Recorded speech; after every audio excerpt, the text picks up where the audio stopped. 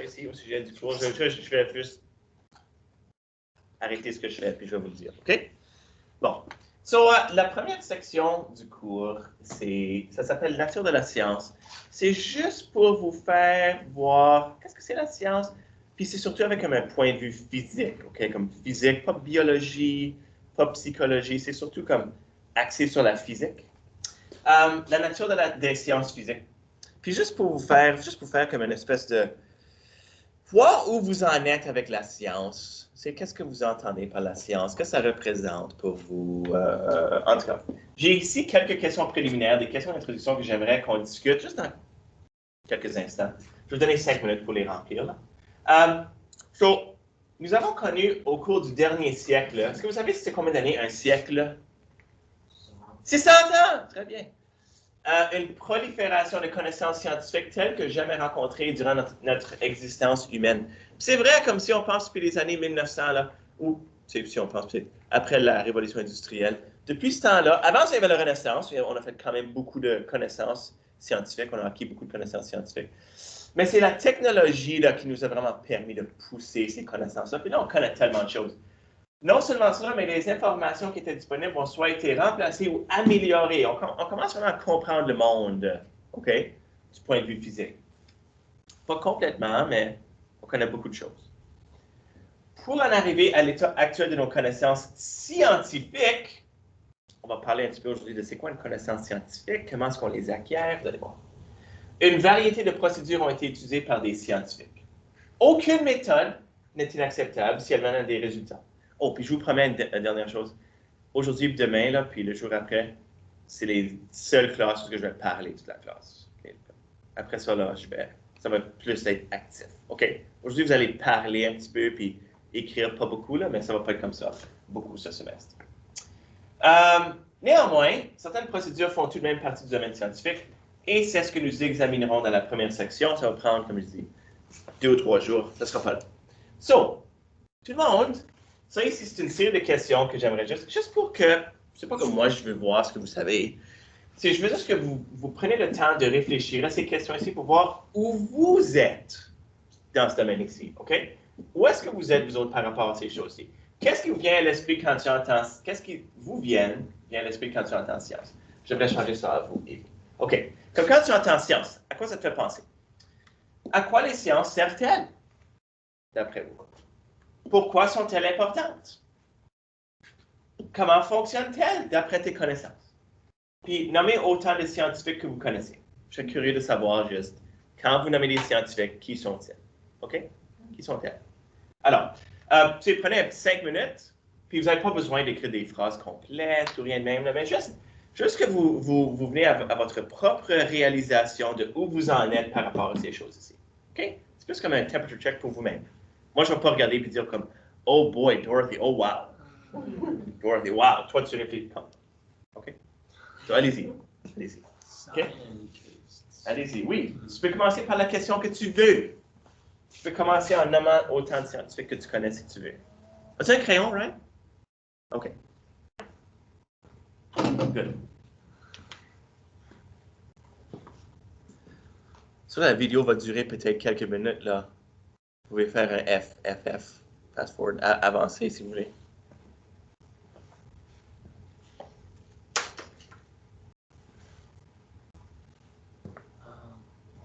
Tu sais, ça peut être. Il n'y a pas de bonne réponse, pas de mauvaise réponse.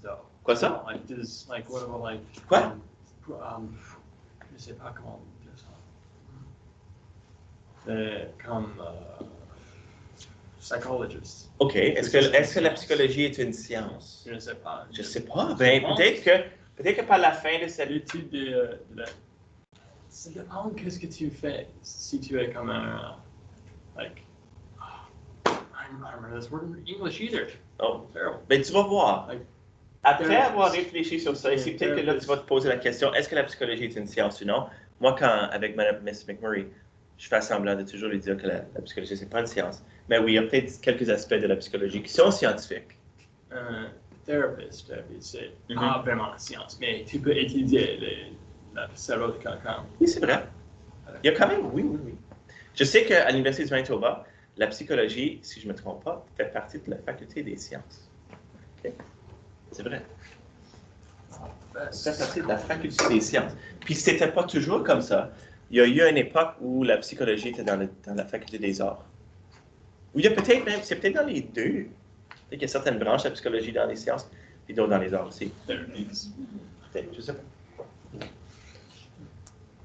OK.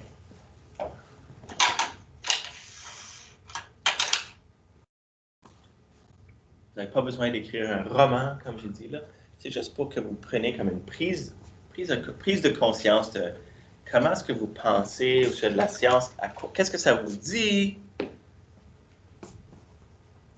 Est-ce que vous savez vraiment ce que c'est? Et on va juste en discuter pour quelques minutes.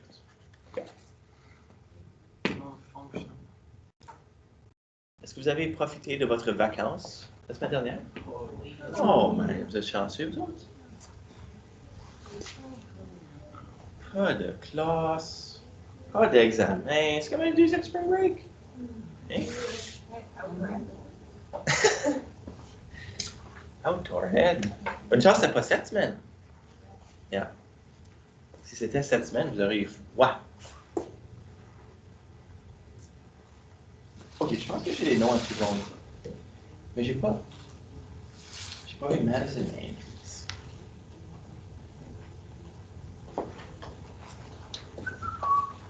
J'ai pas de classe période. Puis il y a Mathieu période 3.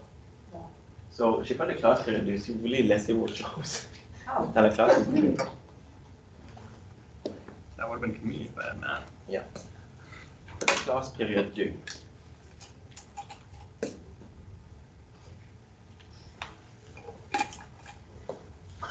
OK. Maintenant, vous pouvez partager vos réponses si vous voulez. Vous pouvez en discuter avec quelqu'un à côté de vous autres si vous voulez. Vous n'avez pas besoin de faire ça ici individuellement. Vous pouvez jaser.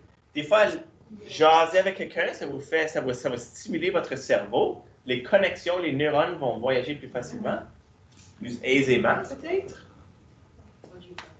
Hein? À quoi les sciences servent-elles?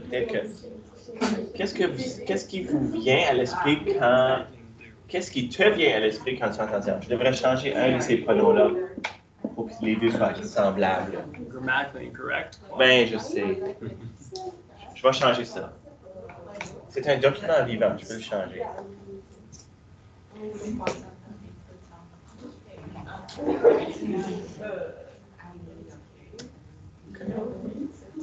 Il n'y a pas de bonne réponse, il n'y a pas de mauvaise réponse. Okay. Donc, vous n'avez pas besoin de vous inquiéter là, de trouver la bonne réponse. Oh, okay. And then she said,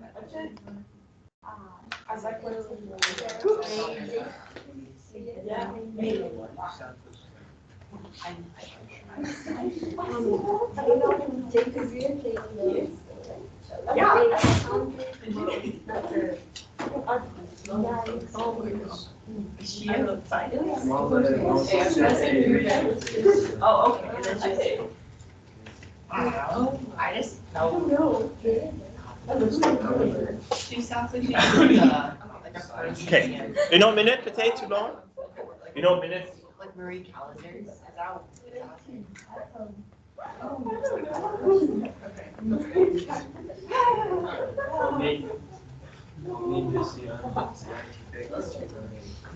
Allô, Shinaï? Oui, vas-y. Est-ce que tu penses que les maths sont une science? Oh. Yeah. So, ça dépend de comment on définit la science. Pour moi, les mathématiques, c'est pas comme... C'est dans la faculté des sciences à l'université.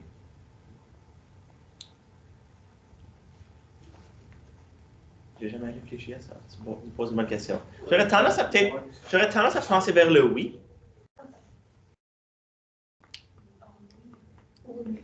Mm-hmm. Mais te justifier pourquoi, je ne suis pas certain comment. Pour moi, les mathématiques sont toutes là. On a juste besoin de les découvrir. Mais la science, c'est comme ça aussi. OK. Tiens, commençons, OK? So, quand vous entendez le mot science, vous pensez à quoi? C'est quoi les choses? Juste un mot. Information. OK, good. Solide, l'applicatoire. L'applicatoire. L'application? Cellules l'applicatoire. Qu'est-ce que tu as écrit? You're not going to be able to read it either.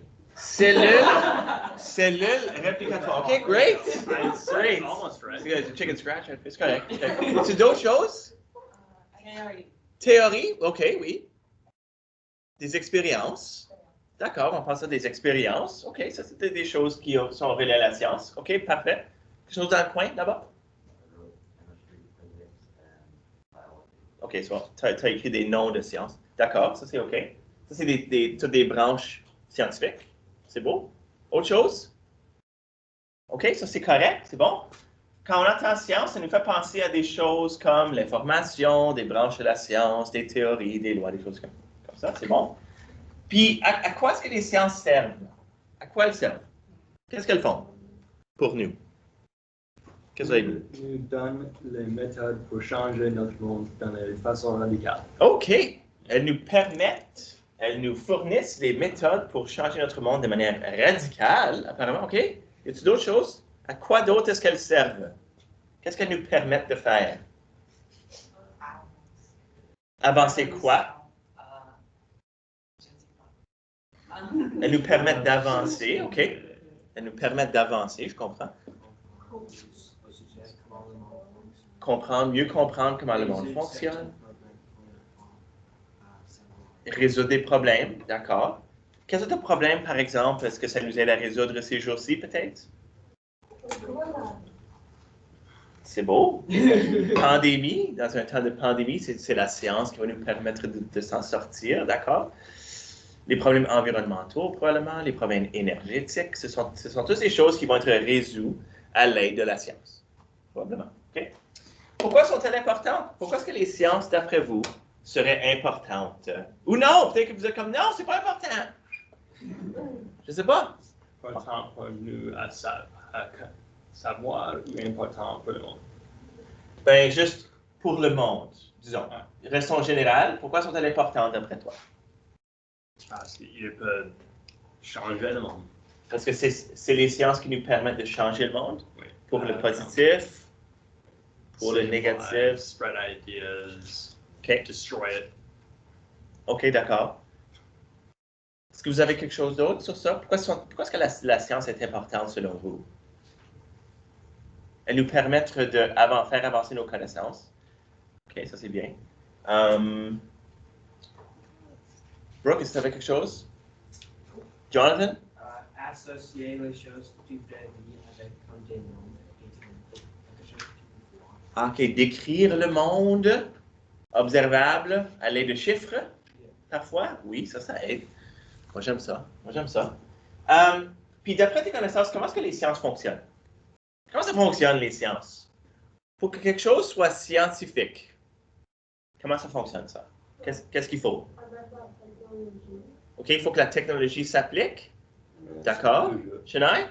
Avec beaucoup de règlements et lois et théories. Il y a des règlements, il y a des lois, il y a des théories, il y a comme un encadrement, là. Il faut que ces choses, il faut qu'une connaissance soit, puis on va rentrer là-dedans aujourd'hui, pour que quelque chose soit scientifique, il y a quand même des règlements que ça doit suivre.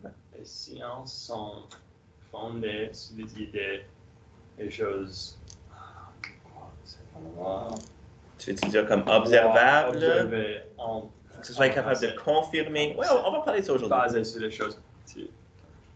On fonctionne dans la réalité. OK? On fonctionne dans la réalité. D'accord? On fonctionne dans la réalité. OK, c'est bon. Dernière chose, quand on vous demande de nommer un ou des scientifiques, qui est-ce qui vous vient à l'esprit? Isaac Newton, OK? Donnez-moi d'autres noms. Albert Einstein, le poster boy de l'intelligence, comme je dis toujours. Qui? Bohr. Bohr, comme Niels Bohr. D'accord. Il a travaillé en chimie et en physique un petit peu. On parle de lui dans ce cours ici, la dernière classe du cours. Autre scientifique en arrière? T'as pas parlé, Kieran? C'est quoi? Qui ça? Pythagoras. Oh, Pythagore, d'accord. Mathématicien, mais quand même scientifique, c'est bon. Liora, t'avais-tu un nom en tête? Est-ce que Michelangelo? Sure, il était. Parce que très souvent, à cette époque-là, comme Léonard de Vinci aussi, ils œuvraient dans plusieurs différents domaines. Oui, il faisait de la sculpture, mais probablement qu'il faisait un peu de science. C'est pour ça qu'on appelle ça des personnes des Renaissance. Quelqu'un utilise un Renaissance man. Il fait plein de choses. C'est bon dans plein de choses. Parce que durant la Renaissance, le monde, comme Léonard de Vinci, il faisait plein de choses. Oui? Est-ce que les inventaires sont des scientifiques? Ceux qui font des inventions? Yeah. Peut-être. Ben oui, sure. Est-ce que Thomas Edison compte? Tu pourrais le compter. Je pense que oui. Chennai? Mendeleev. Mendeleev? Si je ne me trompe pas, c'est lui qui a élaboré le tableau périodique? Oui. OK, très bien. Maintenant, remarquez quelque chose. Maintenant, moi, j'ai regardé un documentaire la semaine dernière, ça s'appelait Picture a Scientist. Je ne sais pas si vous avez déjà entendu parler de ça ici. Oh, we did this in Darwin. Yeah, we did this in business class. Vous avez regardé le documentaire? Non, mais on est la classe de 7e avec M. Bissonnet. On avait fait quelque chose où il a dit au commencement de la classe, il a dit de dessiner un scientifique. OK. Et plutôt de personnes ont dessiné comme une personne qui est comme Albert Einstein. Oui. Alors, il y a plusieurs dimensions. Ça, c'est vrai. Dans le documentaire que j'ai regardé, c'est que normalement, quand on pense à un scientifique, on pense à un homme. Oh, sorry. C'est vrai. Un gars, un homme. C'est vrai. Puis que Marie Curie, voilà, ça c'est une scientifique. Elle, Marie Curie, elle a gagné 2 prix Nobel. OK. Un en physique et un en chimie. Oui. Le domaine scientifique est dominé par les hommes jusqu'à présent, là, quand on pense au prix Nobel, des choses même. Puis il y a le documentaire que j'ai regardé questionne l'établissement scientifique un tout petit peu, puis comment c'est un peu dominé par les hommes, mais comment on essaie d'apporter des changements à ces choses-là. En tout cas, merci pour vos contributions, tout le monde. On va rentrer un tout petit peu là, pour le restant de la période sur qu'est-ce que c'est la science, c'est quoi les procédures scientifiques. Puis on va finir ça ici, pas demain, parce que je vais faire ça ici demain avec l'autre groupe, mais on va le finir ensemble jeudi. OK? Cette section ici. Alors, les procédures scientifiques, tout le monde, voici comment ça fonctionne, grosso modo. Pour acquérir des nouvelles connaissances, on va appliquer ce qu'on appelle les procédures scientifiques. Puis, la science, pour moi, la science est à la recherche de vérité. Qu'est-ce qui est vrai? Qu'est-ce qui n'est pas du BS? D'accord? Qu'est-ce qui est vrai? Bon, alors, ça va impliquer les processus suivants. L'observation et l'expérimentation, ça fait partie des sciences, ça. Observer, faire des expériences, ça peut être un ou l'autre, un et l'autre, okay, où on essaie de déterminer qu'est-ce qui est vrai, qu'est-ce qui n'est pas vrai. On va formuler des fois des lois, ça c'est surtout en physique, des lois puis des théories, des modèles, surtout dans les sciences physiques. Okay. Puis après qu'on a fait nos observations scientifiques, puis on a formulé nos lois, nos théories, mais là, on va vouloir communiquer nos résultats. Puis est-ce que vous savez les moyens que les scientifiques utilisent pour communiquer leurs résultats? Est-ce que vous savez? Mathématiques. Non, je veux dire comme pour la communiquer au public. Comme, moi, j'ai fait une expérience, j'ai découvert quelque chose, puis je veux que la communauté scientifique le sache. Est-ce que vous savez comment on fait ça? On publie un article dans un journal scientifique d'habitude. Et on va parler de ça. So là, ce que je vais faire aujourd'hui, on va voir comment loin qu'on va se rendre. On va parler un tout petit peu de chacune de ces catégories-ci aujourd'hui et au prochain cours. OK? Alors, l'observation. L'observation d'une compétence ou l'emploi des sens ou des mécanismes prolongeant ces sens sont utilisés pour la collecte de données sur des phénomènes physiques. Comme je dis, moi, je parle surtout du point de vue de la physique. Elle est dite, puis j'ai souligné ça ici, elle est dite scientifique lorsqu'elle peut être répétée et acceptée par plusieurs personnes dans des conditions spécifiques. C'est ça qui fait qu'une chose est scientifique. OK? Comme tu ne peux pas juste dire n'importe quoi. OK? Maintenant, par exemple, il y avait un président aux États-Unis qui disait, par exemple, que l'hydrochloroquine pouvait guérir le coronavirus ou prévenir le coronavirus. OK. Ça, tu peux dire des affaires. Mais juste dire quelque chose, est-ce que ça veut dire que c'est un fait? OK. C'est vraiment important de constater ça. Puis je pense que ce qui est arrivé, c'est que des fois, il n'y a pas assez de personnes qui questionnent des énoncés faits par certains individus. Et puis, c'est là où ça devient un problème. OK? Une connaissance est scientifique si ça peut être répété, testé dans des conditions spécifiques où les variables sont contrôlées et acceptées par plusieurs personnes dans des conditions spécifiques. J'ai une citation en arrêt de ma classe, là, par-dessus le poster qui dit des black holes. Non, par-dessus black holes, ça dit un moyen fiable de faire croire des mensonges est la répétition fréquente, parce que la familiarité n'est pas facile à distinguer de la vérité. OK? Ça veut dire comme que c'est possible de faire croire aux gens n'importe quoi. C'est important que les gens aient un esprit critique et questionnent ce qu'on nous dit. La science, elle tente, d'après moi, là, de confirmer ou infirmer les choses. OK? Est-ce que l'hydrochloroquine peut guérir ou prévenir le coronavirus? Non. D'après les scientifiques ou d'après les expériences scientifiques, la réponse est non. Il n'y a pas de conclusion qui dit que ça peut le faire. D'accord? Donc, c'est vraiment important pour vous autres, là, jeunes personnes, que quand on vous dit des affaires, surtout avec Internet, les médias sociaux, là, les réseaux sociaux, ces choses-ci, vous êtes bombardé avec l'information constamment. Tout le monde l'est. C'est important d'avoir l'esprit critique et de dire, OK, ce que vous me dites là, c'est-tu vrai ça? Ou ça, c'est juste du BS? OK? Très important. Les scientifiques, eux autres, pour la plupart, essayent de séparer ce qui est vrai et ce qui est du BS. OK? Ce qui est pas vrai. Il y a beaucoup de textes. Je ne vais pas lire tous les textes.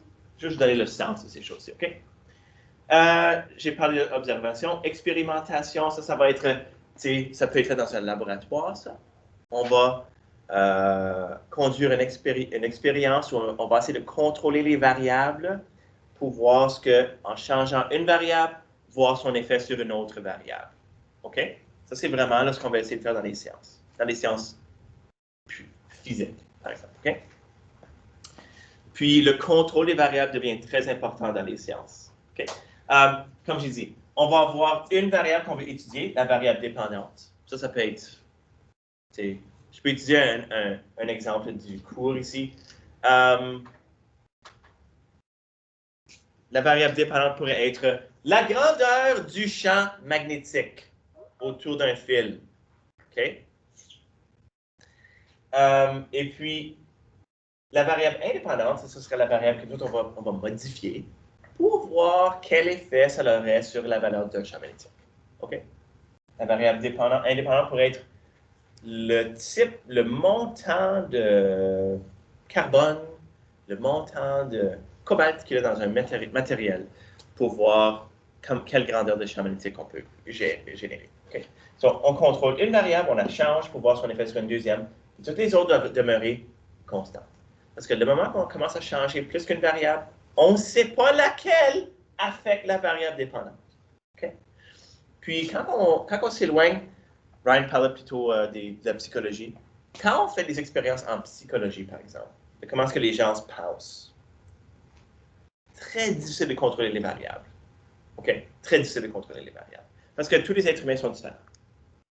OK? C'est comme essayer de prédire l'espérance de vie d'une personne. Comment est-ce que le café, tu sais, bois, Ronnie a un ice cap là, mais le café, quel effet le café a sur la santé d'une personne? Bien, une expérience peut dire une chose, et on peut dire une autre chose. Tout dépend des variables qu'on a contrôlées. En tout cas, ça peut être très compliqué quand on rentre dans le domaine de la santé et de la psychologie. OK. So là, moi, je vais juste prendre des aspects qui sont très simples. OK. Quelle heure est-il? 9h06. On a le temps. Juste regardez, vous donner des petits scénarios pour que vous puissiez distinguer c'est quoi une variable dépendante, c'est quoi une variable indépendante, puis c'est quoi d'autres choses, des choses qui devraient demeurer constantes. So, j'ai ici 5 scénarios. OK? Ça dit, pour chacun des problèmes ci-dessous, identifier la variable dépendante. Ça, c'est celle qu'on veut étudier. Et toutes les variables qui pourraient l'affecter. Ensuite, suggère une idée pour une expérience en identifiant une des variables comme étant la variable indépendante et dis ce que tu ferais avec le reste des variables. Essentiellement, on va lire chaque énoncé. On va identifier la variable dépendante, la variable indépendante puis, ou d'autres variables qui pourraient être la variable dépendante. So, je vais faire le premier exemple. Étant donné un avion en papier, tu sais, un avion en papier, okay. On cherche les facteurs qui vont affecter son temps de vol. Sur son temps de vol, parce que tout le monde dans cette classe, je présume, a déjà fait un avion en papier. OK. Il y a certains avions en papier qui sont awesome. Tu peux les lancer puis ils vont planer pendant longtemps. Il y en a d'autres que tu vas la lancer et on va faire ça par terre. Comme ça que mes enfants font. OK? Ne dites pas que j'ai dit ça. Ça serait la variable dépendante. La variable qu'on veut étudier, c'est le temps de vol de mon avion en papier. OK? Le temps de vol. Ça serait la variable dépendante. Bon, là, l'exercice maintenant, c'est de trouver qu'est-ce que moi, là, disons que je voulais étudier le temps de vol d'un avion en papier, qu'est-ce que je pourrais modifier, moi, pour voir quel effet ça aurait que le temps de vol d'un avion en papier. Alors, vous pouvez juste m'écrire des réponses. Vas-y. Distance de mer. La distance. Des mers. Like how far away from sea level. Oh, la distance de la mer? Pour un avion en papier? Yeah. Air pressure, man. You don't know. Wow! OK, toi, ça va très loin. Comme l'altitude? Yeah. OK. Si je prends le même avion en papier et puis je me mets sur... Je suis à 200 mètres, comme à Winnipeg, on est à 200 mètres par-dessus le niveau de la mer. Puis je fais la même expérience à Denver, au Colorado, qui est à 1000 par-dessus le niveau de la mer. Est-ce que le temps de vol va être affecté? Sure. Probably. Mais ce serait important que toutes les autres variables, qu'est-ce qu'il faut qu'on fasse avec toutes les autres variables de base? Il faut qu'elles soient la même, constante. OK. L'altitude, wow, très bien. Autre, quoi d'autre qu'on pourrait modifier pour voir l'effet sur le temps de vol d'un avion en papier? La taille des ailes. OK, c'est beau ça. La taille des ailes. Vas-y, Leora. Le hauteur et distance de départ. OK, la hauteur. Mais il faut que ce soit une chose. Je ne peux pas dire la hauteur et la distance. Parce que si on change les deux, on ne sait pas laquelle est laquelle va affecter le temps de vol. So, choisissant une. Distance. So, la distance, quoi? Il faut que ce soit spécifique. La distance, comme la distance du sol? Distance du point final. OK. So, tu veux dire comme, toi, tu veux voir, parce que ça, c'est quelque chose que toi, tu dois modifier. Donc, toi, tu veux la distance que ça parcourt en fonction du temps de vol? OK. So, qu'est-ce que ça voudrait dire? So, disons que, comment est-ce que tu le modifierais? Je ne sais pas si ça va fonctionner, ça. Disons si tu dirais la hauteur. Disons, ça serait plus facile. Parce que là, tu pourrais dire, ben, je vais la lancer d'ici, je vais la lancer d'ici, je vais la lancer d'ici, puis voir l'effet que ça aurait sur le temps de vol. On va dire la hauteur. Je pense que ça fonctionne. Ça serait plus facile à quantifier. Y en aurait-tu d'autres? Vas-y, Ryan. La force que tu utilises. OK. La force du lancer. Shania? Le type de papier. Oh, ça serait OK. Type de papier, oui. Maintenant, une chose qui est importante à noter, là, c'est que dans ces 5 variables indépendantes là, que vous avez proposées, il faudrait seulement en modifier une à la fois. Parce que si on change le type du papier et on change la force du lancer, puis on fait la même expérience, on répète l'expérience, puis on a des différents résultats, on ne va pas savoir laquelle est laquelle affecte le temps de vol. So, c'est important qu'on change juste ça, toutes les autres restent pareilles, elles demeurent constantes. Ou qu'on change juste celle-là, toutes les autres restent pareilles. OK? All right. Allons au prochain. On cherche comment divers facteurs vont affecter la quantité de frottement entre les roues d'une voiture et d'une route pavée. Est-ce que vous savez ce qu'est le frottement? La friction. OK? Comme le montant de comme la colle, le montant que le pneu va coller au sol. Alors, ça ici, tout le monde, si vous regardez votre énoncé ici, c'est quoi la variable dépendante? La quantité de frottement. Alors, qu'est-ce qui va affecter tout le monde? Ça, c'est votre variable dépendante. Qu'est-ce qui va affecter la quantité de frottement entre les roues d'une voiture et une route pavée. Qu'est-ce qui pourrait affecter ça? Right? La température. Oui, monsieur. Variable indépendante. Variable indépendante. Sure, température. Absolument. On pourrait faire l'expérience dans une chambre où il fait 30 degrés Celsius. On pourrait modifier la température où il fait moins 30, puis voir quel effet, qu'est-ce qui change. C'est plus collant, moins collant? C'est beau. Voilà. Jonathan! Condition de vie. Faut que ce soit spécifique. C'est mouillé ou si c'est sec. OK, juste dis route mouillée. Parce qu'on pourrait aussi avoir une route faite avec beaucoup de gravier, je sais pas quoi. Oui, Des routes comme glacées. de la glace, sur la glace. OK. Glacé, sure. Parce que oui, ça c'est les compagnies, ceux qui font des pneus, ils veulent savoir ces choses-ci. Ils veulent savoir ça. T'en as une autre? Les pneus. Type comme le type de pneu? Le type de pneu, d'accord. Tiens, on pourrait glacer notre route, puis essayer 5 différents types de pneus pour voir c'est quoi, combien de frottements qu'il y a. Oui? Est-ce que ça c'est comme la forme du pneu? La forme du pneu. Est-ce que ça c'est comme le tread? Yeah, est-ce que le tread ou le Je connais pas le mot en français. de rubber que tu utilises? Le type de caoutchouc, ça serait le type de pneu. Ça rentrerait là-dedans. Oui? La vitesse de voiture. Oh, la vitesse, ça, oui, ça certainement. La vitesse de la voiture, ça pourrait fonctionner aussi. Toutes de bonnes variables. En tout cas, je vois que vous commencez à savoir comment fonctionner là. On aimerait étudier les facteurs qui affectent la distance sur laquelle une bicyclette peut être arrêtée après avoir appliqué les freins. OK, dans cet énoncé-là, c'est quoi la variable dépendante? La distance. C'est la distance de freinage. Ça, c'est la variable dépendante. La distance de freinage. Qu'est-ce qui va affecter la distance de freinage d'une bicyclette?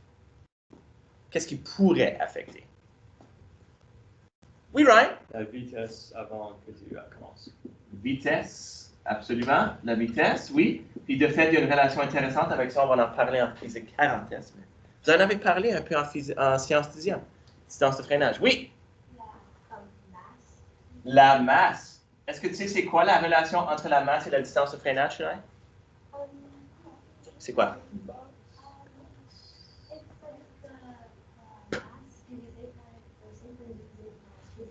Je sais pas. Plus de masse que tu as, plus ta distance de freinage va être grande. Parce que c'est difficile d'arrêter les grosses masses. Yeah. Y en a-tu d'autres? Ouais, la même chose. Oui, merci. Y en a-tu d'autres? Des pneus.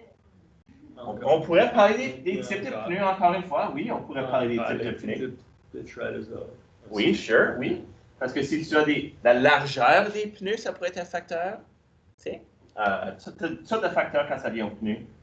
Oui, le tread, c'est quoi le mot? Je ne connais pas le mot. Oui, plein de différentes variables qu'on pourrait jouer avec chez les pneus, ça c'est vrai. Autre chose? OK, il faut que ce soit spécifique. Glacé. OK, so, la route. Une route glacée, une route pavée, la route. OK? La surface sur laquelle on arrête. Maintenant, oui, il faut être spécifique avec ça. La surface. Je vais enlever route, puis je vais écrire surface. La surface. Okay. La angle. L'angle? Oui. OK. En sciences, c'est important, tu sais, il faut essayer n'importe quoi. Parce que des fois, on fait des découvertes, hein, sans même savoir ce qu'on est en train de faire. Comme par hasard, ça arrive par hasard. On fait des découvertes surprises. OK, que sont les facteurs qui affectent la distance parcourue par une balle de golf lorsqu'elle est frappée? C'est quoi la variable dépendante ici? La distance parcourue par la balle de golf. Qu'est-ce qui va affecter la distance parcourue par une balle de golf? C'est la variable dépendante. C'est quoi la variable indépendante? Le type, le bâton. Le bâton, ça, ce serait une variable indépendante. Quoi d'autre? La force de frappe. La force de frappe. Quoi d'autre? Le vent. OK, le vent, on ne peut pas le contrôler. T'sais, on pourrait parler plutôt du mouvement de l'air. On pourrait frapper une balle de golf avec de l'air, qu'on pourrait mesurer le montant d'air qui est soufflé puis leur frapper la balle de golf. So, on pourrait parler, disons, du mouvement de l'air. Les marqueurs sont pas bons. Mouvement de l'air. Quoi d'autre? L'angle à laquelle on frappe la balle. L'angle. Est-ce que vous savez pourquoi une balle de golf va tellement loin? Quelle forme? Qu'est-ce que c'est la balle de golf qui est différente d'une balle de ping-pong, par exemple? Il y a comme des petits trous. Des petits trous dans la balle de golf. Ce qui la permet d'aller plus loin. Okay? So, ça, c'est un autre facteur qu'on pourrait jouer avec. La profondeur des petits trous, le montant des petits trous. Il y a plein de choses. Puis probablement qu'il y a des compagnies de balles de golf là, qui travaillent là-dessus parce que qu'est-ce que le monde ils veulent faire quand ils jouent au golf? Ils veulent frapper la balle loin. OK? Donc, si une compagnie peut dire notre balle de golf va plus loin que toutes les autres, puis c'est prouvé dans un laboratoire, le monde va vouloir l'acheter. Tiens. Illegal. Pourquoi ça serait illégal? I'm professional play. Ben, les raquettes de tennis aujourd'hui sont beaucoup plus grosses que les raquettes de tennis il y a 25 ans. C'est pas illégal. On fait toutes sortes de progrès dans les équipements sportifs. En tout cas, dernière chose, que sont les facteurs qui affectent l'espérance de vie d'une personne? The mass. OK, c'est quoi la variable dépendante ici? L'espérance de vie d'une personne. Ça, c'est la variable dépendante. C'est quoi la variable indépendante dans ce cas ici?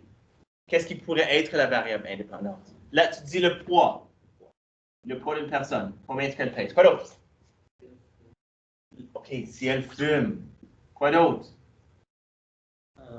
Si il courir comme exercice. Comme le montant d'exercice que cette personne-là. OK. Montant d'exercice. Et la santé générale. Oui, quoi d'autre? OK, la diète de cette personne-là. Oui, la diète. Maintenant, avec les 4 premiers exemples de tout le monde, on pourrait prendre, par exemple, numéro 4 là, avec la balle de golf. Quelqu'un qui fait cette expérience-là au Canada, en Chine, en Afrique du Sud, en France, pourrait obtenir les mêmes résultats dans un laboratoire. OK? C'est quoi le problème avec celle-là? Le DNA. OK. Le contrôle des variables devient impossible dans une expérience comme celle-là. OK? On pourrait faire l'expérience où on pourrait dire, par exemple, quelqu'un qui fume, OK? Est-ce que quelqu'un qui fume va toujours mourir plus jeune qu'une personne qui ne fume pas? Il y a des personnes qui fument toute leur vie. Puis qui vivent jusqu'à ce qu'ils ont jusqu'à 90 ans. Ça arrive.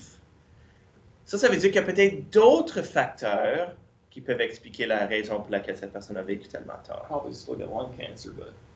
OK? So, le contrôle des variables dans les expériences pour les numéros 1 à 4, très facile.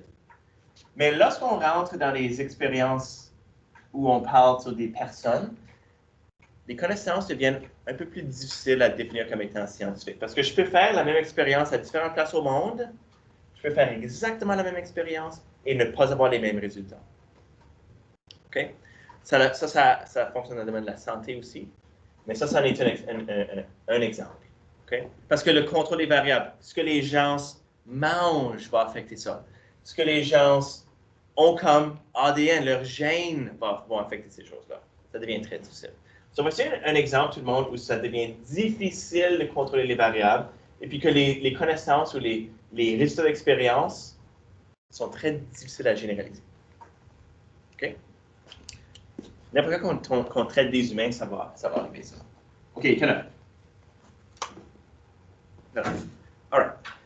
So, comme j'ai dit, je vais faire un survol de ces choses-ci assez rapidement. Après qu'on fait nos expériences, après qu'on a nos données, on fait la traite de données, là, on va peut-être exprimer des lois, des théories. Voici quelques lois. Des lois, en général, c'est des choses mathématiques. Okay? Des lois que vous connaissez peut-être. La deuxième loi de Newton. Hier, vous avez fait ça en sciences. Des choses qu'on va voir cette année, la loi de Snell, on va voir ça nous autres cette année, qui est une loi qu'on utilise lorsqu'on traite les ondes. La loi d'Ohm, ça c'est en 12e année qu'on voit ça. La loi de la gravitation universelle, 12e année aussi.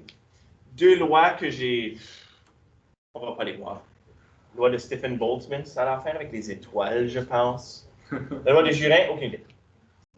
Mais des lois, c'est des choses qu'après les expériences scientifiques, on va peut-être vouloir, ou on va peut-être être capable d'énoncer des lois. OK? OK, j'ai parlé du contrôle des variables un tout petit peu. En physique, il est normalement clair quelle est la relation entre deux variables après avoir fait l'analyse des données. Cependant, en s'éloignant de la physique, en allant vers la chimie, la biologie, la psychologie, la sociologie, l'économie, les sciences politiques, la santé rentrait là-dedans aussi, le contrôle des variables devient de plus en plus difficile, faisant que les résultats de deux différents expérimentateurs étudiant le même problème peuvent différer de beaucoup. Puis là, voilà où on rentre dans des zones qui sont un petit peu grises, où la science ne peut pas tout expliquer, ou n'arrive pas à expliquer nécessairement. OK, des fois, on peut aussi exprimer des théories et des modèles. OK? Des théories que vous connaissez peut-être, suite à des expérimentations, des modèles que vous connaissez peut-être. Théorie géocentrique de l'univers. Qu'est-ce que ça veut dire géocentrique? Qu'est-ce que c'est géo, ça veut dire quoi? La Terre, puis centrique. La Terre, oh! Vous savez qu'à un moment donné, les êtres humains pensaient que la Terre était au centre de notre univers, puis que le Soleil faisait le tour de la Terre, les planètes faisaient le tour de la Terre. Vous savez ça, hein? Yeah. Puis à un moment donné, il y a des scientifiques qui ont dit, je ne sais pas si c'est vrai. Puis là, il y a un problème. Okay? Parce qu'à cette époque-là, il y a des scientifiques qui ont déterminé que, ben, selon ce que moi j'observe, c'est pas vrai ça. Puis, ben, il y a tout un autre débat là, avec la religion, là, puis l'Église qui est rentrée là-dedans, puis qui ont... Tu peux pas dire des choses comme ça. Mais c'est pas vrai. Suite aux expériences, suite aux observations qu'on a faites, on a vu que c'est pas vrai. Les théories peuvent évoluer. La théorie géocentrique est devenue la théorie héliocentrique. C'est quoi hélio? Soleil. C'est le Soleil qui est au centre de notre système solaire. Et que toutes nos observations, comme de Kepler, puis de Copernic, et puis de Galilée, ont pu démontrer que c'était vraiment le Soleil qui était au centre. OK? So, une théorie, c'est comme une idée qui supporte nos observations. Dernière chose que je veux dire justement, c'est un modèle. Un modèle, c'est comme une image mentale. Connaissez-vous des modèles? Le modèle du Big Bang. On n'a pas vu ce qui s'est passé au début de l'univers. C'est un modèle qu'on utilise pour expliquer le début de l'univers. Le modèle, ça c'est la théorie. Le modèle atomique de Bohr. Est-ce que vous faites ça en chimie? OK. La théorie de la relativité d'Einstein. Théorie. La théorie du Big Bang, c'est des choses qu'on ne peut pas voir. Le modèle de la tectonique des plaques, c'est comment la Terre et des plaques tectoniques, là, des continents qui bougent. Yeah, forment des montagnes, exactement. La théorie des quanta, la théorie de l'évolution. Oh, c'est vraiment une théorie. Le modèle standard de la physique des particules. Oui, la théorie de l'évolution. On dit que c'est une théorie, là, mais c'est vraiment une théorie? Ça dépend à qui vous demandez. OK, je vais arrêter là, je pense, aujourd'hui, là. Puis je vais continuer. Je vais arrêter de filmer. C'est long.